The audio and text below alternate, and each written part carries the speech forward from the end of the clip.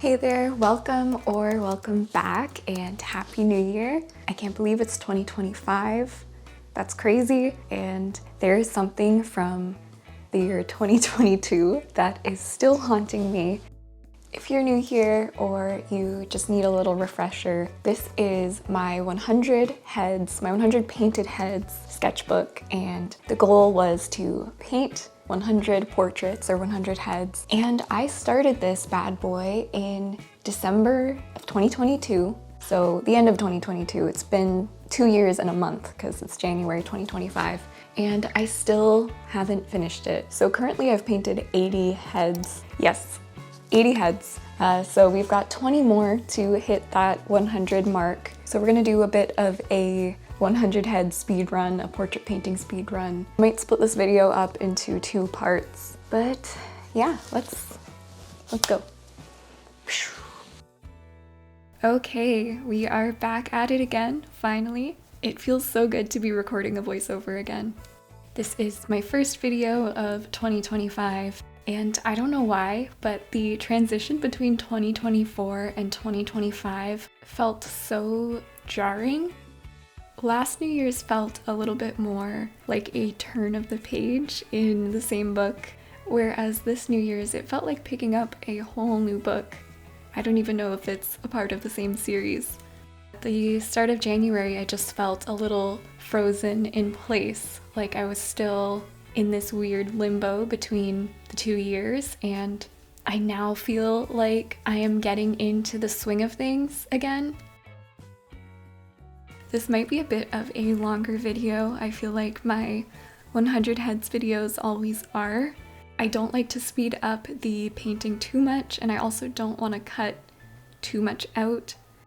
So it's this like delicate balance of trying to keep it interesting to watch, but also I really want you guys to see the real painting process. So yeah, hopefully you're here for the ride. Maybe grab a snack or a drink or sketch or paint along with me. Let me know how your new year is going so far, and if you have any New Year's art goals or, big projects planned this year, I'd love to hear about it. If you are brand new and this is your first video of mine that you've clicked on, hello, my name is Emily, and I try to make fun and inspiring art videos that make you want to pick up your paintbrush or your sketchbook. I also like to teach and share the things that I've learned or the weird little tips and tricks that I've figured out. I like to share them with you guys so that hopefully you can progress and meet those art goals of yours a little bit quicker than it took me to start to reach mine. Okay, so about these heads, you might recognize the portrait on the top of the page if you watched my live stream from 4 months ago. That's how long it's been. So I was a little bit rusty, and this portrait took a little bit longer to come together than the rest of them, and it also didn't feel quite as seamless. I mean, no portrait painting is ever seamless, but especially the next 2 portraits I paint after this one, they just really came together and I felt like I was in the zone once again. I'll put all of the references on the screen so you can sort of see the decisions I'm making as I paint. I'll also have them linked down below. I have a Pinterest board of all of the 100 heads references that I'm using. And with this first head, I strayed a little bit from the reference. You can see it's a very warm image, and because the portrait above this one was already quite warm leaning, I had this orange backdrop behind that one. I decided to tweak the colors in this one and make it a little bit cooler. It was a fun challenge actually to do this because I had to keep the values the same from the reference, but I just needed to shift the colors over on the color wheel to a cooler spectrum. And that being said, I did do a warm burnt sienna underpainting. It just gives a really nice glow from within. Any area of that fiery burnt sienna that ends up peeking through in the final painting is like a little gift, I think. If you're new to my painting style, then you probably noticed I use a big flat brush for a majority of the painting, especially towards the beginning. If you're wondering why I do that, and if it seems like I'm making my job harder than it needs to be by using such a big brush, the reason I do that is because I really want to focus on the bigger shapes at the start of a painting, and I also want to go from loose to structured as I progress. I've found after doing many paintings that this is the way I prefer to paint. I noticed that if I started a painting with smaller brushes, that the painting would end up looking quite tight. I also found it was a lot harder to capture the structure of the face in a convincing manner, because it's really hard to describe larger planes with a small round brush. And I've also come to realize that I really like this blocky style of painting. I love when a painting looks like a jumble of brushstrokes that somehow create a convincing image. I just adore that look. The artist Joaquin Sorolla comes to mind. When you zoom into a small section of one of his paintings, it just looks like a bunch of paint strokes. But when you zoom out, you've got this beautiful representation of light and water, movement, flowing fabric. Very inspired by him.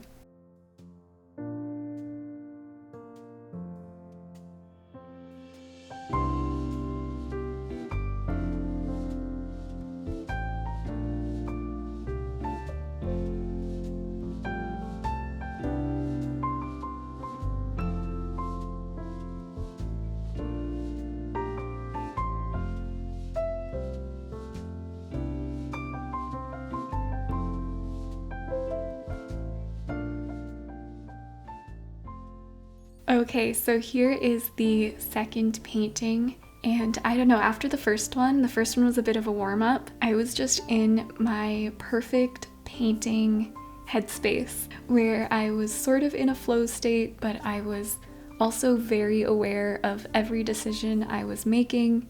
I was really thinking about every brushstroke, every color mix. I also really pushed and emphasized structure in this one, which was so fun. This portrait also had quite a bit of burnt sienna mixes in the finished painting. Like, I think if you look at the reference, you can see burnt sienna in there. So instead of doing a lot of that transparent burnt sienna underpainting, I kind of just jumped into the more opaque painting. I also got in the major shapes of the hair fairly early on, and I did this because I don't want to say it's my least favorite part, because I think breaking down hair into its larger shapes is really fun, but I think that sometimes when I leave the hair for the end, I kind of take shortcuts and I don't really use the mental energy to think through, the shapes and how I want to capture the hair. But basically I wanted to get the majority of the hair out of the way so that I wouldn't be sloppy with it later on. Getting that dark hair in also really helped me understand the values while painting this piece. I could compare it to the hair. Is this shadow darker than the hair? Is this highlight on the face lighter than the highlights in the hair, etc. Making these value comparisons throughout the painting process is super helpful when you are mixing your colors. It's sort of similar to when you are drawing a portrait and you're making distance comparisons, like is the nose the same length as the forehead, those sort of things. It's like that, but with the value scale.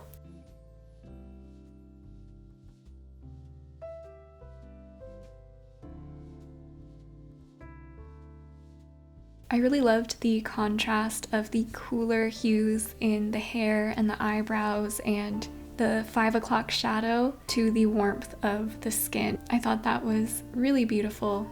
This is really just a gorgeous reference. I definitely recommend you try sketching it or painting it. Another thing that I'm always thinking about with my portraits is simplification. how can I get across what I want to get across with as few brushstrokes as possible? You know, how can I paint his ear with as few brushstrokes as possible? What are the brushstrokes that I absolutely need to put down to make that happen? And which ones are unnecessary? I often reflect and think, how could I have done that with fewer brushstrokes? Or could I have painted that better? And the answer is always yes, because I don't think there's ever an end to the road there. Like, I think we can always get better. But what could I have done differently? Could I have painted that in fewer brushstrokes? Could I have been more loose? Are there areas where I should have done more detail or should have added more brushstrokes? What am I trying to emphasize? Did I accomplish that? Stuff like that. I think I probably could have ended this painting a little bit sooner, but I was having so much fun with it. And I'm happy with where I stopped because I could have kept going and painted every wrinkle. I could have, endlessly kept adding detail, but knowing that that was not my goal, I think helped me put the paintbrush down and say, you've done what you set out to do.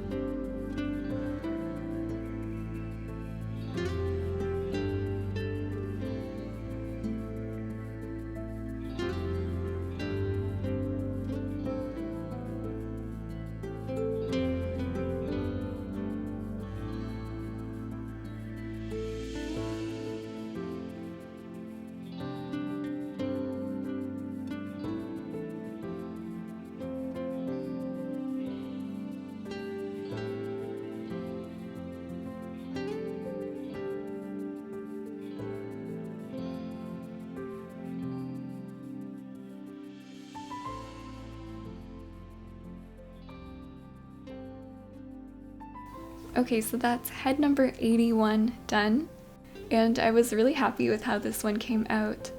I think it's one of my new favorites of the book as a whole. Okay, on to the third painting in this video, head number 82.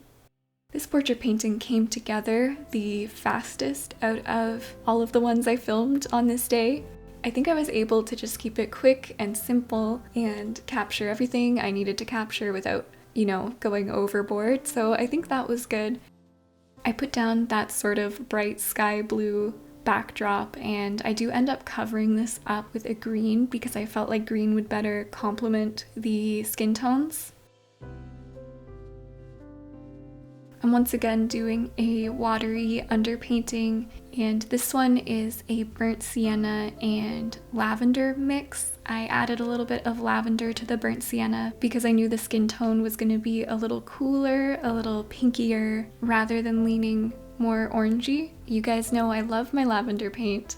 It's just so good at knocking back warmth and saturation in a color mix, especially when I want to do that and not make the mix darker in value, like adding ultramarine blue or a violet wood on its own. It's so handy for mixing skin tones. And then I go in with a round brush just to get in the darkest points of the face. I use a burnt umber ultramarine blue mix. Sometimes I'll add a little alizarin crimson to warm it up a bit. I took a slightly different approach and I didn't start with the hair, but to be fair, most of the hair, at least on the head, is covered by the chin of the other portrait.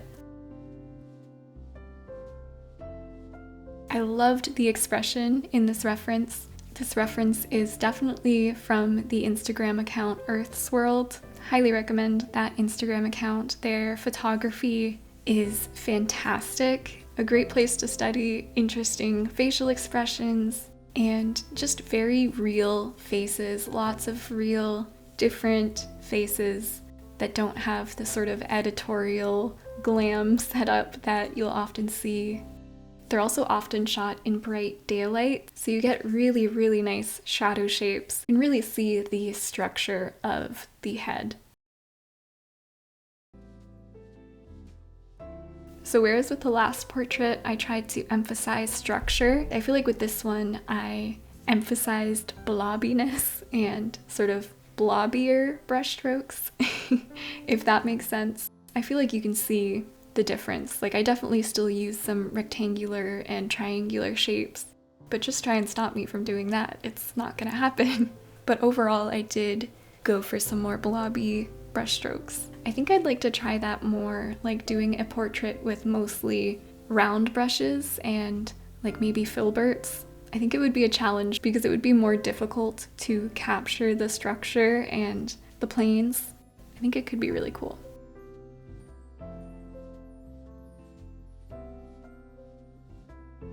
I really enjoyed pushing the colors in the beard and the hair. So taking these gray mixes and then pushing them more purple or green or blue.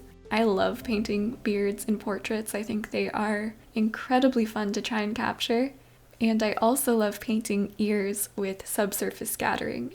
And this reference has both of those things, so we love to see it.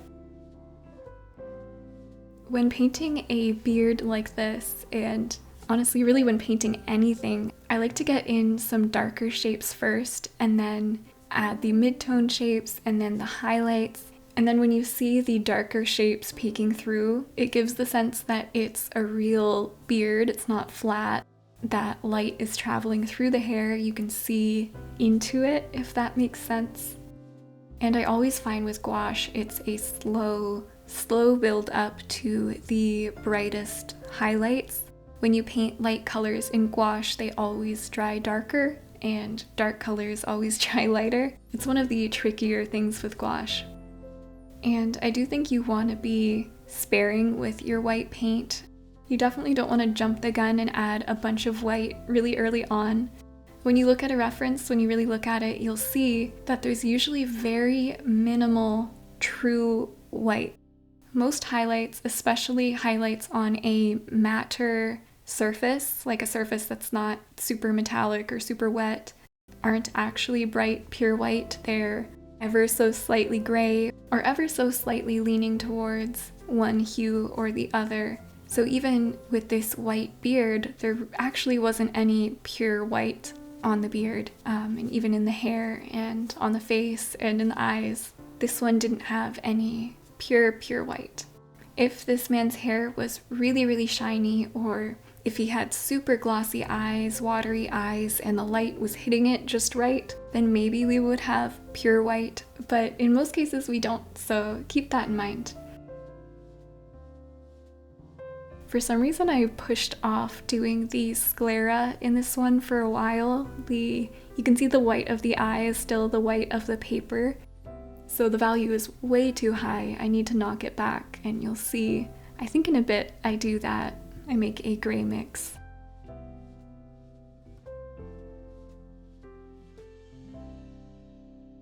Ooh, I'm just realizing that I didn't paint in his one dangly earring.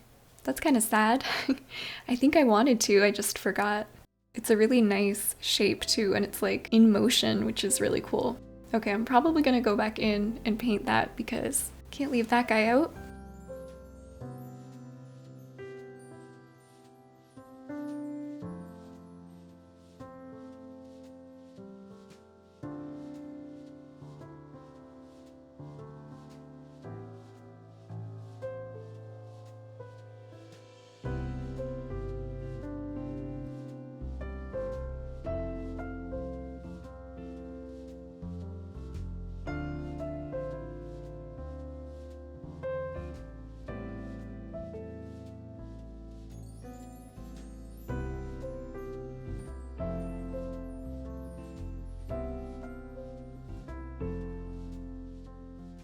For this last portrait, I'm trying out a different palette and some different gouache paints. I'm testing out some Shinhan colors and a new airtight palette, and I'm doing this for a secret project I'm working on. I wanted to use them side by side with my other gouache paints to compare how they perform.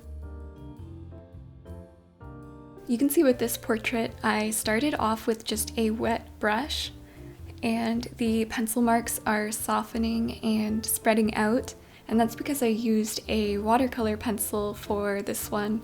I think all of the other portraits so far I sketched with a Kool-Aid pencil, so we weren't having that lifting happening.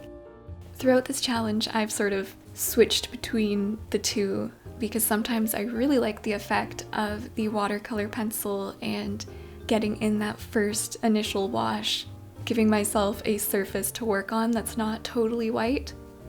There's been a few times though where I've forgotten that I used a watercolor pencil, and then I've done like a underpainting or like a big brushy wash over the whole thing and just completely obliterated the sketch. So that's not ideal. But yeah, if you haven't tried using a watercolor colored pencil for sketching under your gouache paintings, I do recommend it. It gives a really cool look, especially when you can see some of the initial washy sketch underneath. It's really a beautiful effect, I think. And a good excuse to use those watercolor pencils. I feel like it's one of those unloved mediums that a lot of us have and then we don't really use them, but maybe that's just me. Oh, my dog is sleeping beside me and she just started snoring, so yeah, I don't think the mic's picking it up, but it's very cute. This reference is super cool. I mean, it's very warm. Cool in that I like the lighting, I like the structure of this guy's head, the pose, the expression. It's cool in that sense, but the colors, the lighting is very warm. So I did my burnt sienna underpainting, and the Shinhan burnt sienna is a little bit redder than the other burnt sienna that I usually use in my palette. I think it's a Turner brand burnt sienna. That one's a little bit more yellowy brown leaning, I find, and I think I prefer the Shinhan burnt sienna. You can see I start with the shadows, those super dark shadows. Really intense lighting in this one.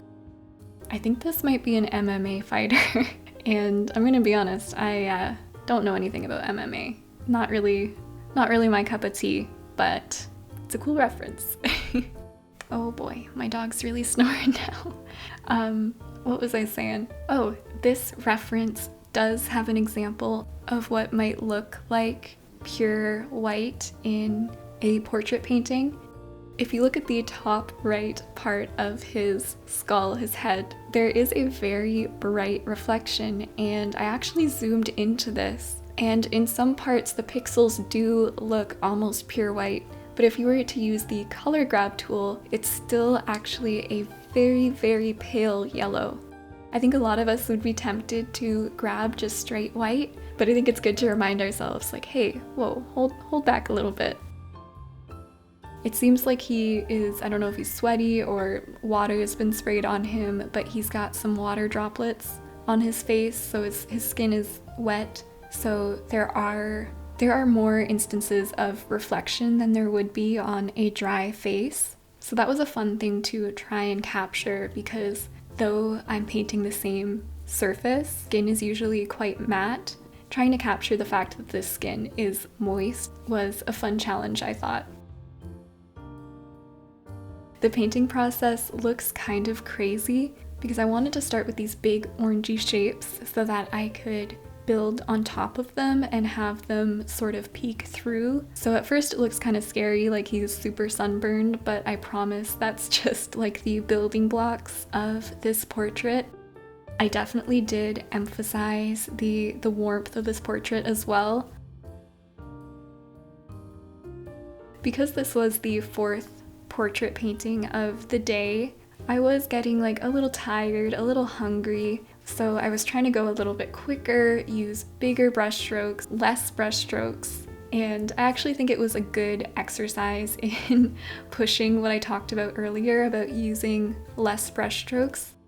and I thought it would be cool to have the exterior of the portrait, so his dome, his head, to be less described, to be just sort of loosely brushed in with this 3/4 of an inch brush. Oh, also, I'm so mad. My camera stopped recording when I was adding some detail in the eyes. It stopped recording, and usually I can tell because it makes a little sound. I don't know if it didn't make the sound or I just didn't notice it, but it took me a while to realize that the camera wasn't recording, so I'm sorry about that jump. But I took the same approach that I always do with the sclera, and that's starting with well, first I put in the iris, the pupil, and then I add in the darkest color, the darkest value I see in the sclera, in the whites of the eyes. So that's usually like a darker gray. Put that down first, let it dry, then I'll go up a value almost to the lightest point of the sclera, and then I will finish off with the lightest point of the sclera, and that is pretty much never straight white. It might look straight white in this painting, but that's just because it's next to all of these darker colors.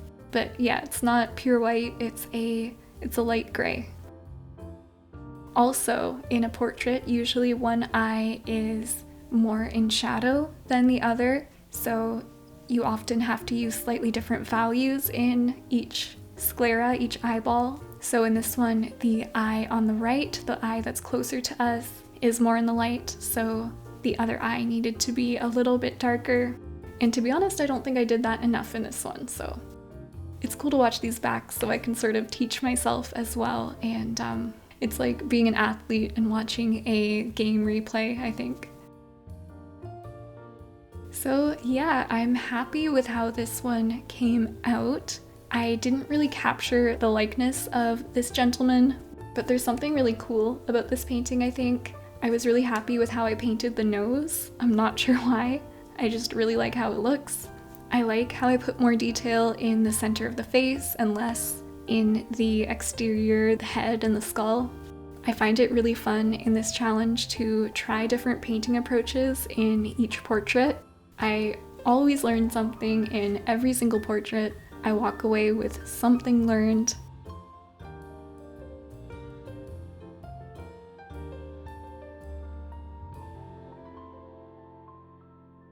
So yes, these are the 4 portraits from today. I hope you enjoyed. I hope you like these videos because there's going to be some more coming your way because I really want to finish this challenge. I want to say a big thank you to my channel members and patrons over on Patreon. Thank you for all of your support last year and for your continued support this year. It really helps me to keep making these videos, so it means the world. I can't thank you enough. Remember to like and subscribe if you haven't already. If you want to be notified when I post next, you can hit the bell icon. I don't think I've ever said that before. New year, I guess. Please talk to me in the comments below. Yeah, thank you for watching. I will see you all very, very soon in another video. Bye-bye.